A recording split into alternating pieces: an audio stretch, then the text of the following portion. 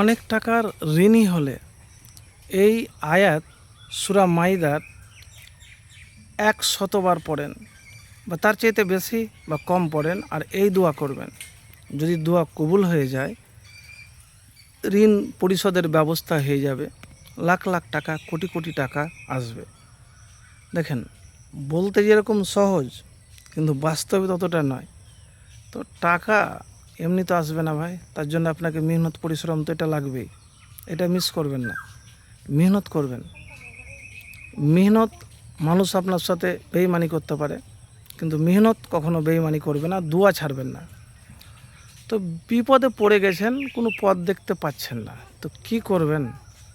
তো আমি আপনাকে এমন একটি সূরা মাইদার আয়াতের কথা বলবো, একটি আয়াতের টুকরা, যে ঈসা আলাইহিস সালাম পাঠ করেছিলেন, ওয়ারজুকনা ওয়ান্তা খয়রুর রাজিকিন, ওয়ারজুকনা ওয়ান্তা খয়রুর রাজিকিন, আমাদের রিজিক দান করুন, আর আপনি সর্বোত্তম রিজিক দাতা। এটি পবিত্র কোরআনের সূরা আল মাইদার 114 নম্বর আয়াতের অংশ, 114 নম্বর আয়াতের অংশ। তো এটিকে বেশি বেশি করে আপনি পাঠ করবেন, আর বিশ্বাস, আল্লাহ তাআলা একমাত্র রিজিক দাতা, এই বিশ্বাস নিয়ে মনোযোগের সাথে এই দোয়াটি পাঠ করলে আল্লাহ গায়েবীভাবে রিজিকের ব্যবস্থা করে দেন।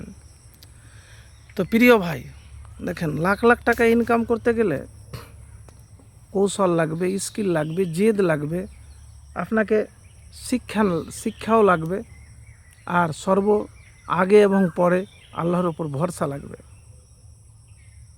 রাতারাতি তো কোনো টাকা আসবে না, তার জন্য আপনাকে বিনিয়োগ করতে হবে, এক কথায় ব্যবসা করতে হবে সৎভাবে, আল্লাহর নাম নিয়ে। যদি আল্লাহ দেয়, আপনার জন্য রিজিকের দরজা খুলে দেয়, টাকার দরজা খুলে দেয়, তো আপনাকে তো চেষ্টা করতে হবে, হাল ছেড়ে দেবেন না।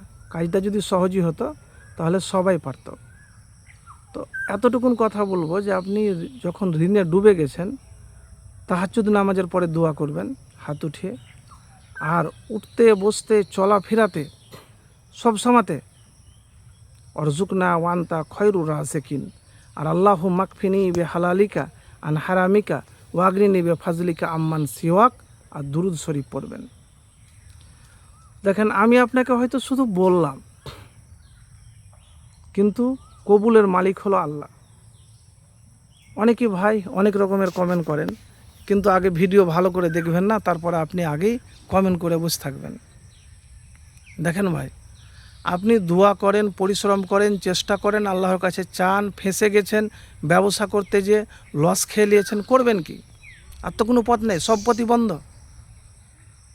তো হতাশ নিরাশ না হয়ে তাহাজ্জুদের পরে দোয়া করবেন। আর এই যে দোয়ার কথা বললাম, একটি কোরআনের আয়াত, আমি 100 বার বলেছি, আপনি যতবার পারেন। আর একটি দোয়া বলেছি, আর দুরুদ শরীফ আপনি পড়ে দেখেন, একবার ভরসা করে দেখেন, ইনশাল্লাহ ফলাফল পাবেন। তো আবেগ দিয়ে নয় ভাই, বিবেক দিয়ে আপনাকে কাজে লাগাতে হবে। আবেগ দিয়ে আজকে দোয়া করলেন, দিয়ে আপনি পরশুই করলেন না, এটা নয়।